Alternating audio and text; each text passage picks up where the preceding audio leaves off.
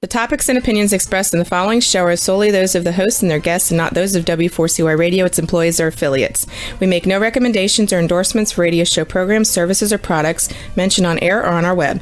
No liability, explicit or implied, shall be extended to W4CY Radio or its employees or affiliates. Any questions or comments should be directed to those show hosts. Thank you for choosing W4CY Radio.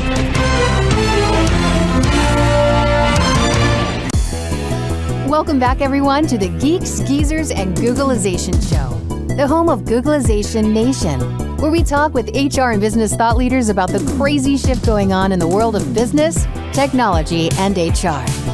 Here's your host, Ira Wolf, and co-host, Joyce Joya.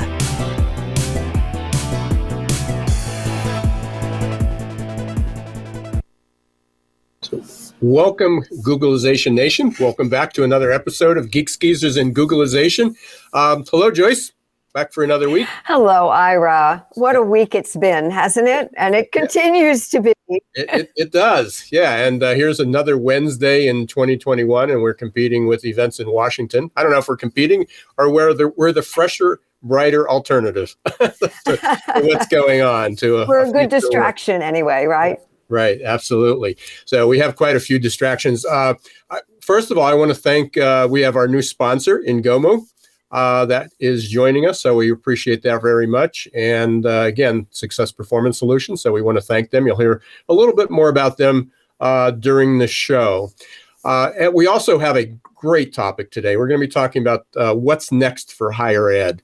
And Elliot Grossbard is going to be with us. Yeah, Elliot Grossbard from ElevateU. We're going to talk about how AI in using text. He actually has a really interesting, we're going to have a short video about even using AR and VR or visual reality, augmented reality. So I haven't higher ed, right? I haven't even seen that yet. So huge debate going on in education. I can't say debate. I'm not sure we're even at the debate stage. Well, we're at the disruption stage. We're still trying to figure out how to get kids back to school that lost year. We certainly have socioeconomic inequities between who was educated, who was not. Higher education is under tremendous amount of pressure. I don't have the number right in front of me, but it's a huge number, the amount of money that was lost in higher ed. Certainly the Ivy League schools and some of the top schools have huge endowments. They will Some survive. have closed their doors, Ira. No, exactly right. But so some of the larger the Ivy League schools and many of the really well-known universities and colleges have huge endowments. They will continue, but there's many. I mean, there's hundreds and hundreds of schools, and the fallout hasn't even started yet that will be there. So what does that mean? Elliot and I actually met Elliot in a group that meets weekly, and it's like 25 minutes, and it's just a really quick roundtable. And he and I met there, and there is a discussion going on about education and huge debate about, is it worth it? Is it worth spending $30,000, $40,000, $50,000 a year? Somebody just said the price tag for 1 year at one of the schools was now, with room and board and other accessories, was almost $80,000. What's the payback on that? So again, huge disruptions. I was actually having a conversation with a college student yesterday, and we were talking about the value of a college education. And she was talking about the fact that she had signed up for 2 courses expecting to drop one. And I said, do you realize how much that's going to be costing you? And she didn't. And we looked at the numbers, and it was over $1,000. And just to drop the course and take it later. We had that with my granddaughter. No, she'll have to pay. So it was exactly the same. She had an injury at work. She was going to school and working, and so she was off a little bit. And it came down to she had some concussion symptoms. So she was going through that, and she said, I feel better dropping the course at this point. And it was a debate whether it was better or not. And it would have cost her $700 or $800 to drop the course. So she stuck it through, and yeah. That's not a lot compared to some other schools, actually. Especially if it's on borrowed money or people are working hard to pay that. So yeah, absolutely. For sure. So anyway. So let's higher education from K through 12 and higher education is being enormously disruptive. That's what we're here. We're going to talk about today. We're going to have a focus, and then we're going to, of course, have our ahead of the curve segment with you, and the topic for that. I don't even know. Pushing your lifespan longer. Yeah, I sent you a note. Oh, okay. Pushing your lifespan. Yeah, I wasn't sure if that was the Herman Trend Alert or the head of the curve. So, well, that's what I'm talking about. Oh, perfect. Okay. No, perfect. It's Pushing not the trend alert for this week. It was a couple of weeks ago. Well, we're all in favor of that, pushing it a little bit longer. So let's bring on Elliot so we can have really enrich the conversation, have somebody that probably knows a little bit more about what we're talking about. Well, Elliot. I want to hear about the fountain of youth that Joyce is talking about. How do I live longer? Yeah. Well, stay tuned. So save the second half of the show. So Elliot, there's a whole lot we can talk about, and we certainly want to see. I'm excited to see about these two videos that you have, short clips. But let's start at the beginning. You're the vice president of growth at ElevateU. In your tagline, you talk about personalized education, personalized learning, and then you also talk about an AI textbook. So there's a whole lot to unpack there. So let's start about what is ElevateU, what does it do, and then what are some of the services, products, and ultimately where is higher education headed? Right. Thank you so much, guys. Great to join you. Ira, you told me that story about your granddaughter, and she's not alone. I have most stories of not only professors struggling, but students that are struggling also. ElevateU's focus is personalizing learning, making it engaging. And this is something that the company that was founded in 2019 was working on BC, before COVID. We had to ramp up and really scale very fast because the demand was there. It was stronger. The point of artificial intelligence, and I'm not a technological expert in AI, deep learning, or machine learning, is it's to help humans, not to replace them. Computers are able to aggregate and collect data and then make predictions a lot quicker than the human brain can. So whereas professors are spending a lot of time in preparation for their classes, whether it's in person, on campus, online, or a blended environment, if we're able to take some of that time away and automate choosing questions for quizzes, that gives them more time to be less burnt out and also more time to engage with the student and make that personalization, which really usually happens in person, right? But we believe, certainly as a parent of two kids in college right now, one in a year and a half away, we believe that the quality of education, whether higher ed or any level of schooling, should be the same, whether in person, an online environment, or a blended. There should be that same quality of learning, and artificial intelligence certainly helps us get there.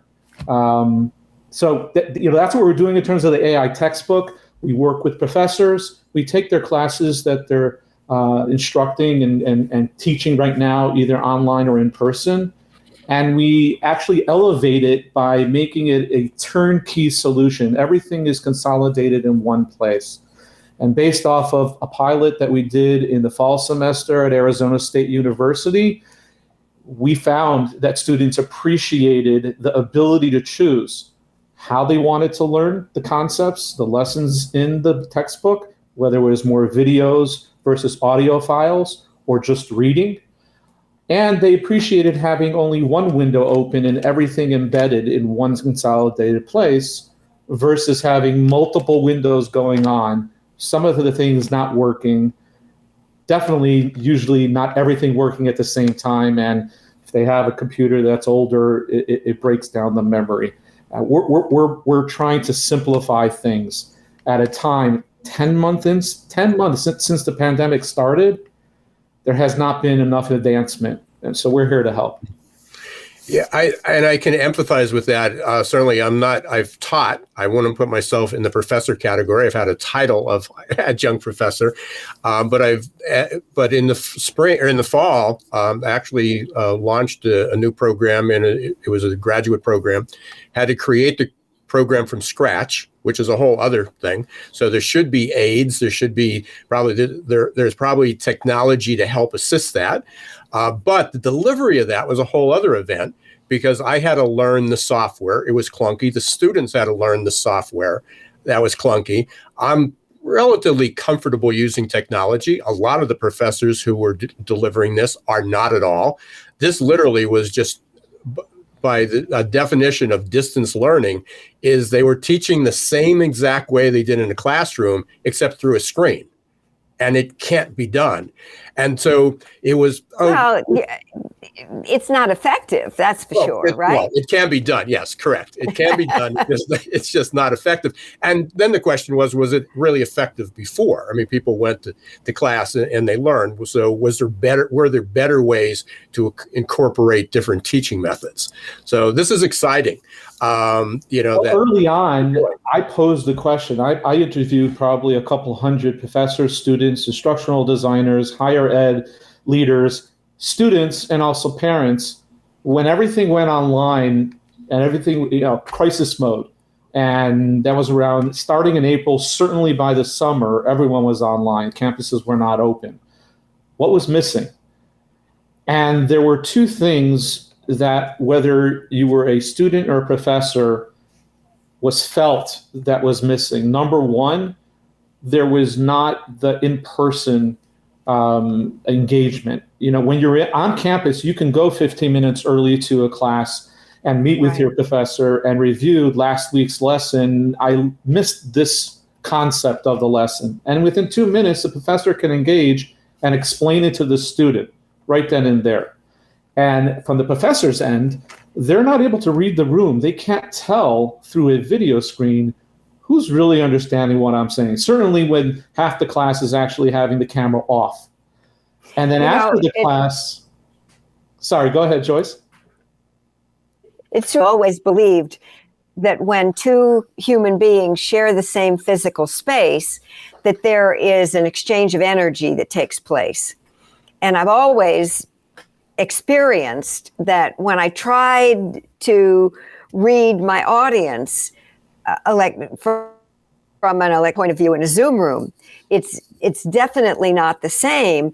And so you have to compensate for it if you even can, by asking people to put things into the chat constantly.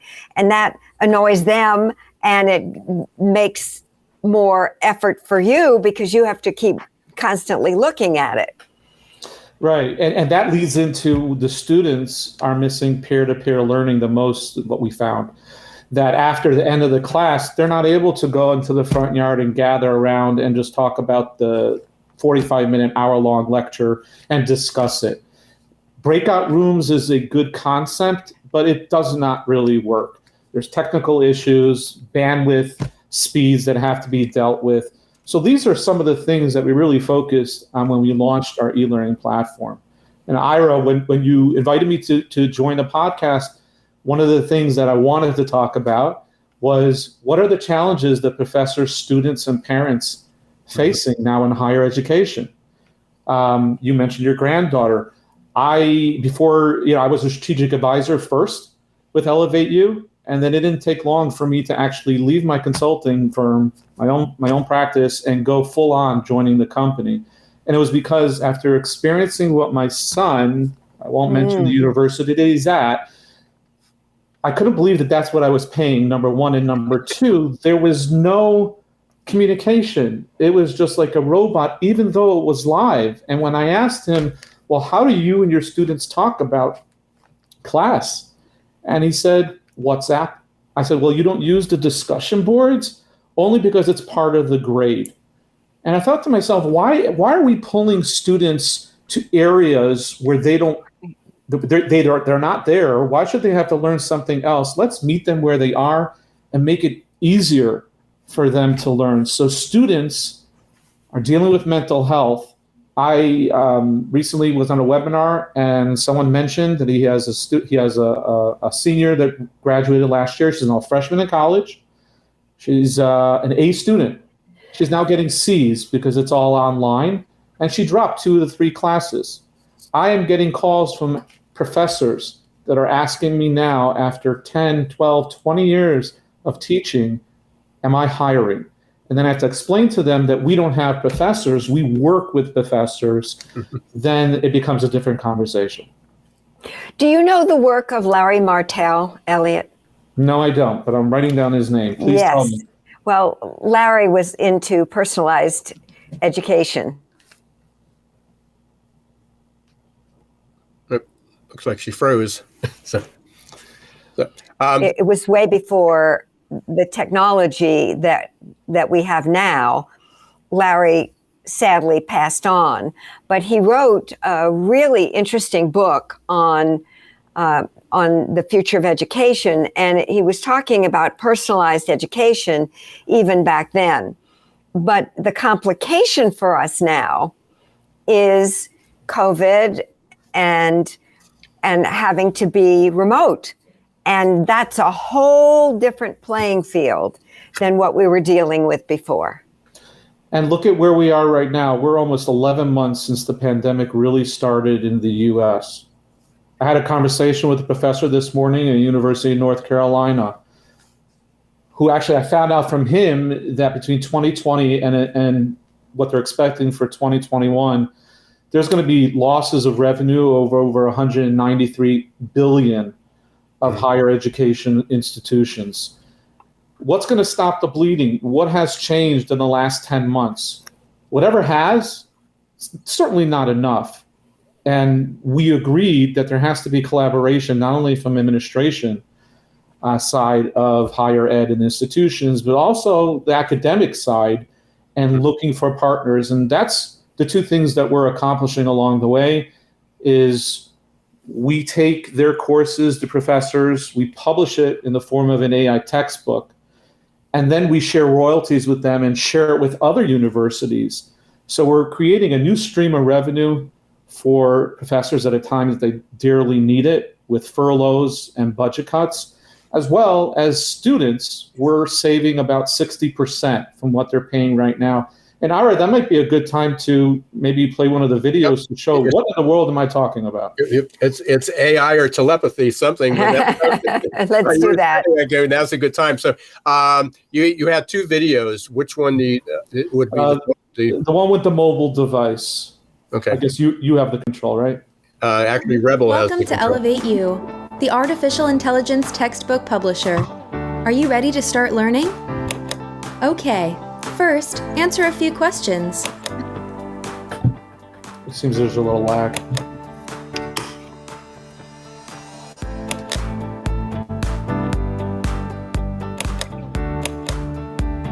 Perfect. You are a 28% auditory learner, 56% visual learner, 16% kinesthetic learner. Congratulations! Your textbook has been optimized and personalized based on how you succeed. As you continue using ElevateU, your textbook will dynamically change as we learn more about you. If you have a question, please just ask me, your personal learning assistant. ElevateU? I don't understand this vocab question. Can you tell me more about Ikigai and how it connects to the lesson? Sure. Ikigai is the Japanese concept known as the reason for being. It is highlighted in the entrepreneurial zone of success. Let me show you a picture. Thank you. I got it. You're welcome. Let me know if you wish to explore more possibilities. ElevateU. Wow. That is wonderful. I love that, Elliot. I just love it. So I'm not sure if you were able to see the full video. I know there was a little bit of lag in our connections. No, I saw it. That's great. But it really comes down to the concept that we all learn differently, right? We either learn through visual engagement, watching videos, right? We hear things auditory, or there's some versions that there's reading, writing, either the VAC or the VARC styles of learning. And then there's kinesthetic, where people have to engage and participate in order to learn. I'm probably 99.999% visual learner. I need to see something and even read it. When my wife tells me something over the phone, she follows it up with a text message. Not the whole thing, but just like a bullet point. And my salespeople and everyone I've ever worked with knows that, because it's just that's the way my brain works, right? So just imagine this: a class of 500 students, Ira, that you are teaching, and there's 500 of you, and each student has their own individual Ira Professor Wolf that is teaching the concepts, and we should be able to give them the freedom to be able to choose how to learn. So, that's what we're doing. We went live in January, and we're looking for a huge fall. Yeah, I mean, that's amazing. It certainly gives life to what you were talking about. You've been focused mostly on the higher ed, the post-secondary. Is in the long range, is ElevateU, are you looking at taking this down into high schools, the K to 12s, or even even the high schools? The answer is yes. When we launched and the company was founded, we looked at what areas would have the fastest onboarding time, which has the fastest sales cycle, so we can start producing revenue and raise money in order to have scale as quickly as possible. And when looking at K through 12, also professional development, corporate training, higher ed, because the decision 93% of the time made on what textbooks and materials are being used in courses are the professor. Oh, and by the way, we're also helping you elevate and make your class dynamic, and you're getting paid by the marketing to other universities. So we started with higher ed, but K through 12 is definitely a market that we have been taking calls on, and we're interested as well. The difference is that you're working with local governments. I have some experience in educational furniture, so I know our charter management companies, charter schools work, and school districts. But at the same time, within the next 12 months, 3 years, 5 years down the line, every corporation is going to be able to create their own AI manual playbook. So you'll be able to have a quicker onboarding for your salespeople. Employee manual, HR is going to be able to use it, and they're going to be able to do it because this is the world we live in, wherever they work. There are studies that if we go back to in-person working, it's going to be still like 60 to 70% of what we're used to, if that, just because we've all seen what's possible. Yeah. So I know a next step of this is you talked a little bit about AR and VR, augmented reality, virtual reality. That's the other video you have. Is that correct? Yes. A little bit, and that's about a minute. Just before I play that, we're going to be announcing very shortly that we have partnered with the largest repository and creator of 2D and 3D images for the medical field. They've been doing this for, the last 8 to 10 years. It's been valued by the University of Texas to be $25 million of content. And they have been looking for a partner to actually put their library of content into a textbook. So we're hoping to launch for the fall semester the new A&P, Anatomy and Physiology textbook that all undergraduate programs have some version of, and make it better, make it immersive, so you're not just reading something, you can actually fiddle around with it. And let's take a look at that. That's the second one. I guess, Ira, you have to press play. You got the remote.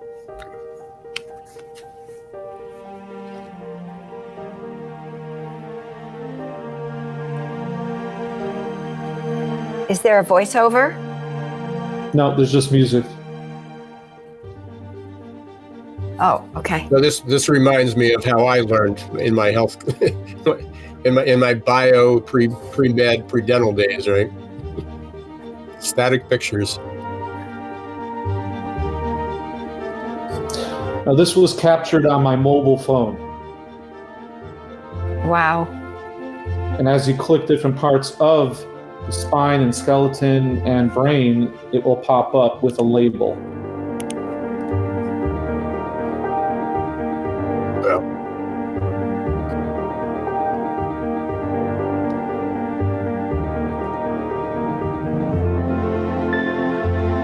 As it continues, I'll just add in, one of the things that we talk about ElevateU is we created the term we created the term e-learning sandbox.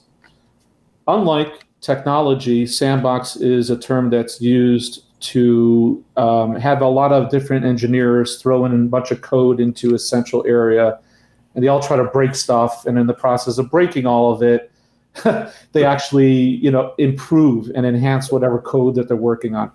Well, I grew up that my favorite place to go to in early childhood was the sandbox during recess. And what was the rule, Ira and Joyce? As long as you played nicely, you can stay in the sandbox, right? This is before the health department was scared about cats doing their business there and everything. You're able to, construct different things and dig. It's amazing we've all survived.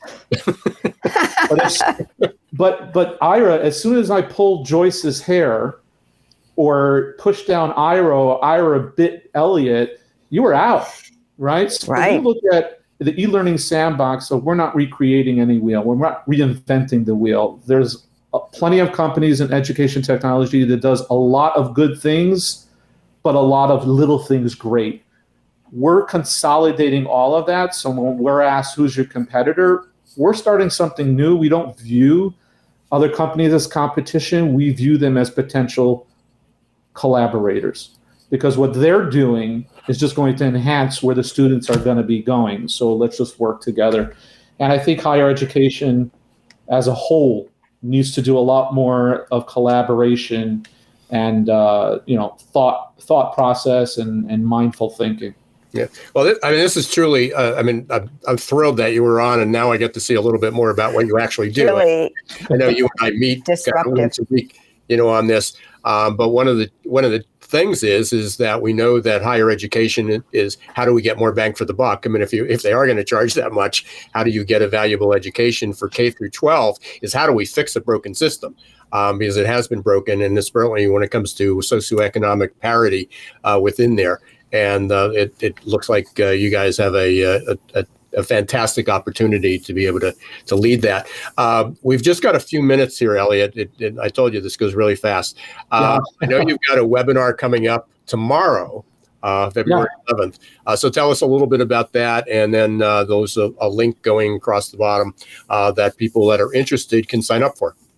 Yeah, so the link is right on the bottom. Basically, we're having a webinar tomorrow at 2 p.m. It's a free webinar for professors, instructional designers, and also higher ed leaders. It's an informational webinar. It's to show a little bit, walk them through our platform.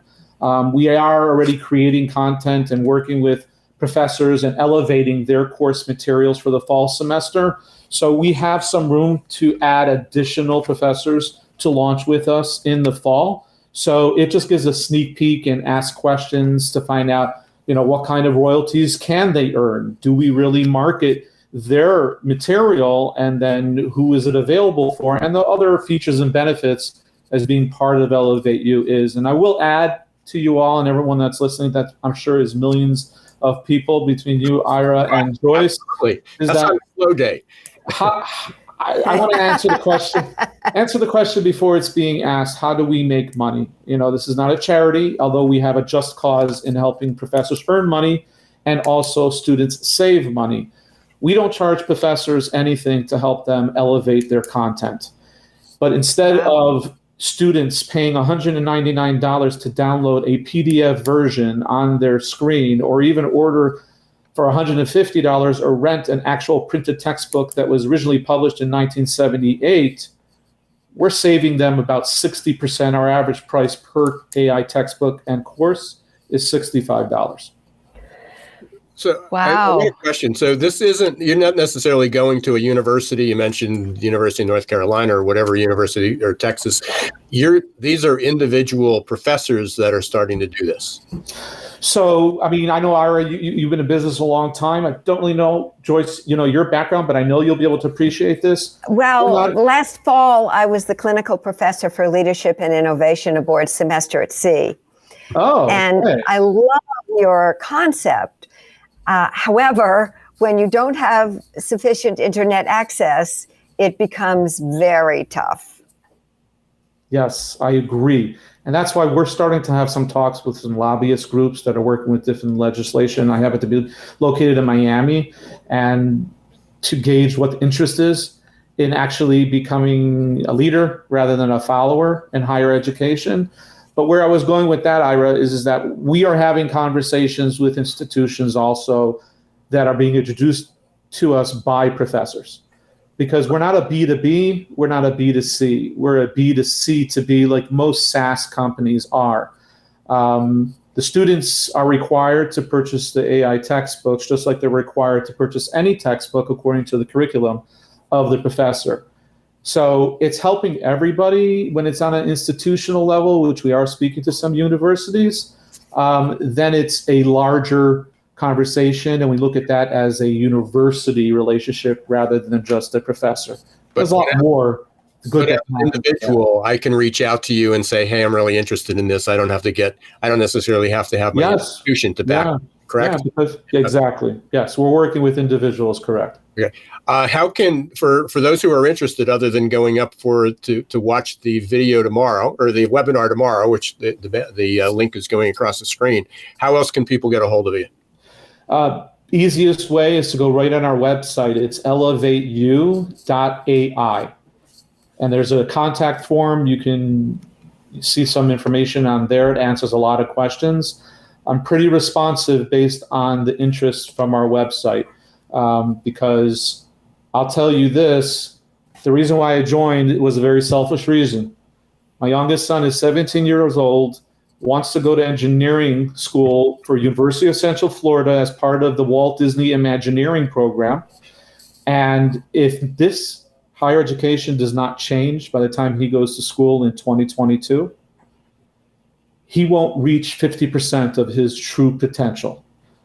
I can't let that happen. So that's really why I'm doing it, for him and everyone else, along the way. Well, I'm sure you and I and hopefully Joyce will be part of that. We'll have a continued conversation, but I definitely want to have you back. I think this is going to move pretty quickly. Education, like healthcare, is one of the two industries that we all need on an everyday basis, and was completely blown apart by the pandemic. And so it's a fresh time, and I'm excited for you guys, and certainly want to learn a little bit more, because I think the progress that you're going to make is going to be pretty swift. So thank you, Elliot. Your technology is truly disruptive, and I'm very, very impressed. Thank you guys for having me. It's just a choice to continue to watch higher education be disruptive or be an active member of the disruption. And we choose the latter. Thanks so much. Hey, thanks for being part of it. Appreciate it. Thank you. Okay. Again, Ira, when I think about personalized medicine and the promise of personalized medicine, the idea that we won't be wasting all of that time, effort, energy, money on medications, not to mention the negative effects that the wrong medication has on some people, and look at that, this being analogous to that. Absolutely. For sure. With education. I mean, it's just so exciting to me. Yeah. And again, from a higher education is, how do you get more bang for your buck? Because it's expensive and people just can't afford it, and then they're not getting their value out of it. But then we look at the K through 12 experience. How are we going to help everyone? Because we long recognize that people have different learning styles. We learn at different paces. We learn in different ways. And you have 30 kids in a classroom. So you hit some people, it's literally shooting, trying to educate people with a shotgun.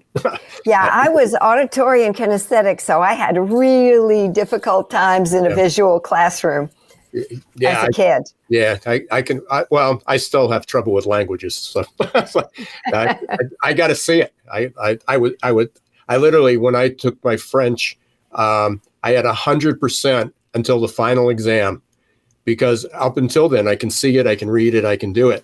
The professor came in and did the whole thing, just orally. Oh my gosh! I had no clue. Yeah. So again, so a great appreciation for this. 50 years later, people are finally figuring out how to do it. So that's great. Hey, we're going to take a short break, and then we're going to be back with our ahead of the curve. We're going to learn how to live longer, extend our lifespan. We want to thank everybody for listening. Our audience at Googlization Nation, certainly anybody who's not part of it, please join. Go to Googlizationnation.com. It's free, subscriber. You'll get updates about this and other events that we are planning for 2021. And right now, we're going to hear from our two sponsors, Success Performance Solutions and Ingomo. Hiring top talent shouldn't be left up to the roll of the dice. And yet, that's exactly what many organizations do. They roll the dice, cross their fingers, and pray for a better outcome. Hiring the right employees the first time is much too important and way too costly to leave to a game of chance. Your employees and your customers deserve better. For 25 years, Success Performance Solution has been helping small and medium-sized businesses hire smarter.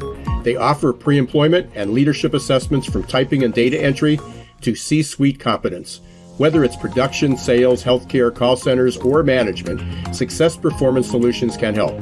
Visit their website at www.successperformancesolutions.com to schedule a free demo or call 800-803-4303.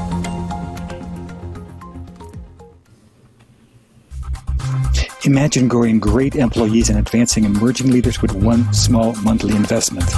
With the Ingomo app, you can support your employees in career and personal development and health and wellness without spending a lot of effort to schedule and hold numerous training sessions. With the efficient app, your employees will have access to dozens of coaches in groups and one-on-ones for whatever topic they need or want to work on anytime, anywhere. Picture the positive impact on your team by having access to over 80 coaches. Learn more at ingomo.com today.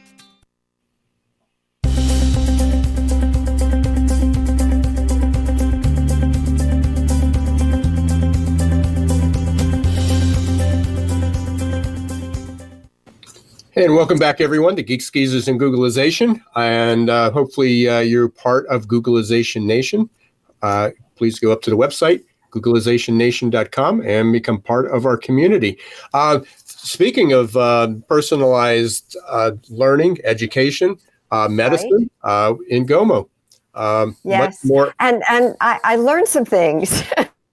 Actually, I learned that Ingomo is not some made-up word.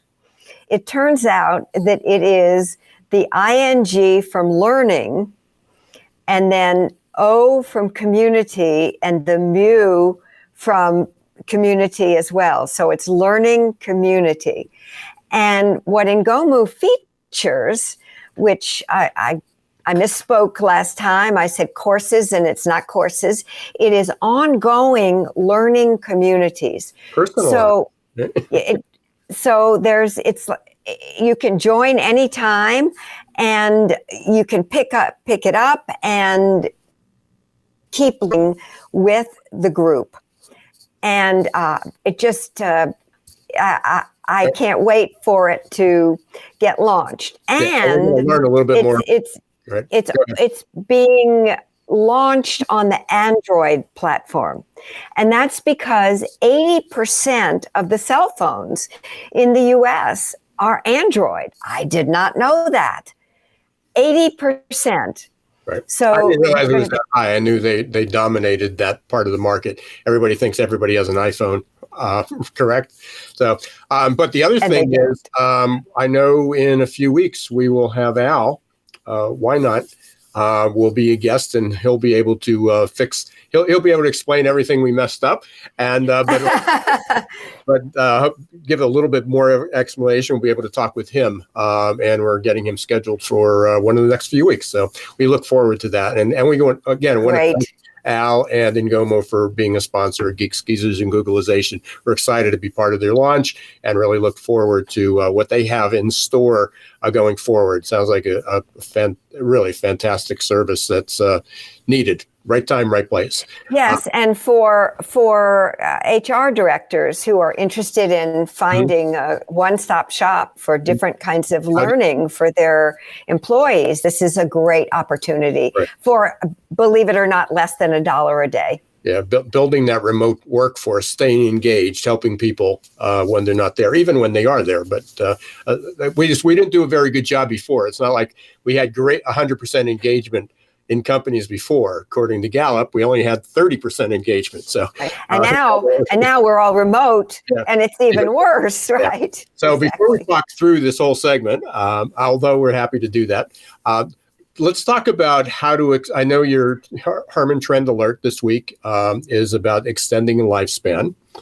No, actually, this week is about the 6 top marketing trends to watch. But a previous week was about pushing your lifespan longer.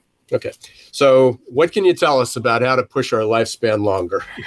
Surprisingly, Ira, the U.S. is, believe it or not, in the world in lifespan. What was that? 46th in the world. 46th, okay.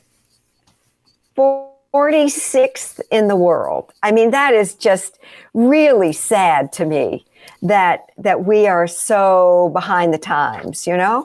We are really way off. One more instance of not going back to normal, correct? Let's hope not. Right. So there, in the U.S., the typical lifespan for women is 81, and for men it's 76. But in some of the developed countries, it's all the way up to 87. I mean, it's just crazy that for women, and even 80 for men. So it's disturbing that we who live in the United States, one of the richest countries in the world, are struggling in this way. And it has everything to do with exactly what you would think: diet, exercise, stress, social aspects of life. And, you know, it's not rocket science. It really isn't. And this might be a rhetorical question. I know you have these numbers. You've done the research with it. How much of a difference, I won't even say if there is one, how much of a difference is there between the different ethnic groups, the different races? So when we talk about, I mean, those are averages. But we know that even the COVID virus. Right. If you're Latino or African American, your lifespan is likely to be even lower. Right. And that has everything to do with stress and environment and even socioeconomic, afford to eat.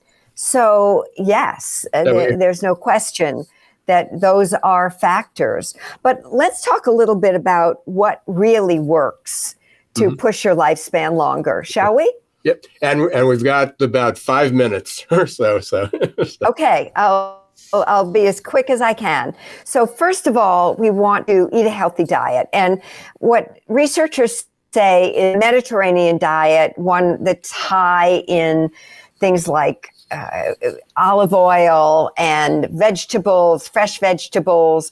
And what we actually know is that it helps to maintain the telomeres, which are those little threads on the bottoms of our chromosomes, which apparently are associated with aging and aging faster. So eating the right diet. Interestingly, 2 cups of coffee a day and moderate consumption of alcohol has been discovered by Harvard to contribute to people living up to the age of 90. Now, don't ask me the details. I don't understand it, but that's what they said. Well, I don't do the alcohol, but the coffee, I will live to be 140. In terms of weight, it's not so much how much you weigh, it's your body mass index. If your body mass index is under 25, you're likely to live something like 17 years longer.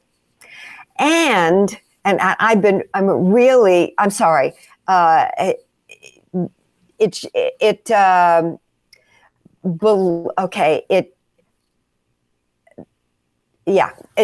approximately right. And the exercise piece was another interesting aha for me, because tennis is the best sport for living longer.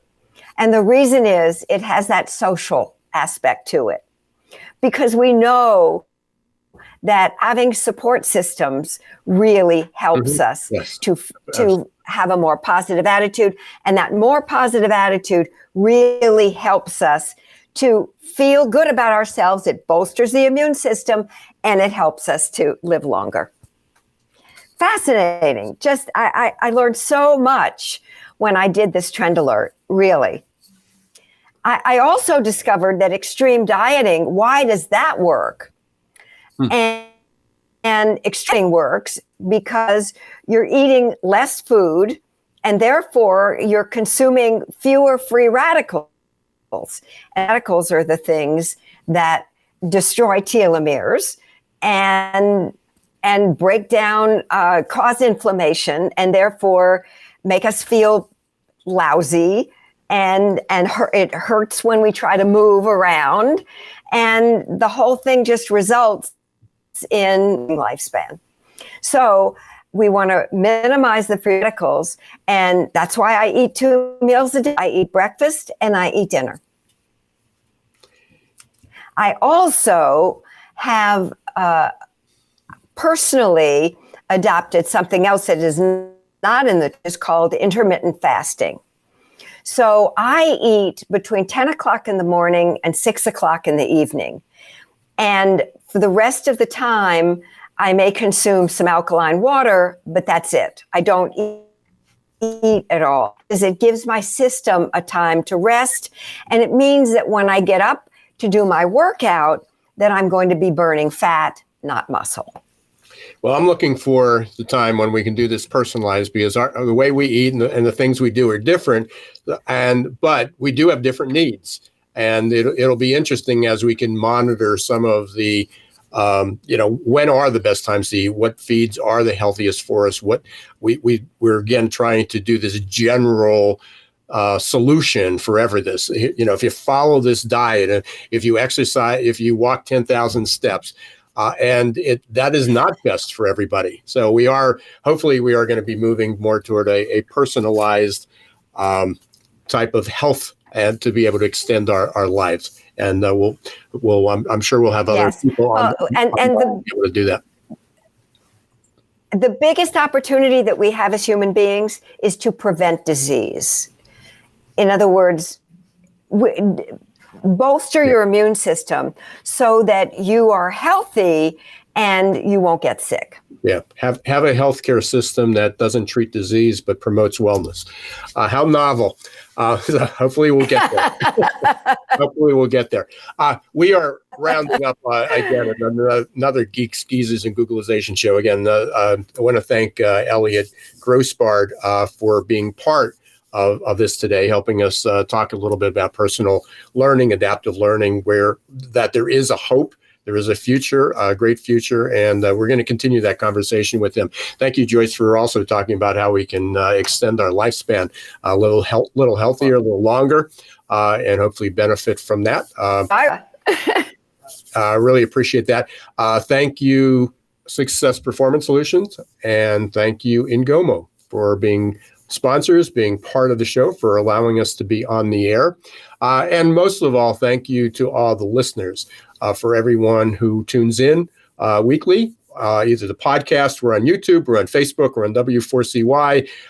We are on almost every podcast, Apple, Google, Spotify, iHeart, SoundCloud, Stitcher, many, many more. Audible now with Amazon. So we are there, and you can catch us if you miss a week.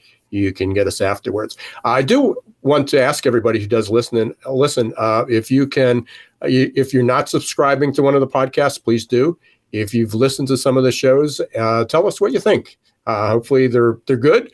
But let us know if you've liked the show, if you liked our guest. Everybody needs feedback. We want to know what we can do better. If you have any suggestions, you can also go to Geeks Geezers Googlization. That's geeksgeezersgooglization.com, up to the website. And if you have a suggestion for a guest, a suggestion for a guest, especially. Yes, we'd love to know about it. Yeah, if you like some of the if you like Ahead of the Curve, if you don't like Ahead of the Curve, if you like our segments, if you like our how we're handling this, please let us know.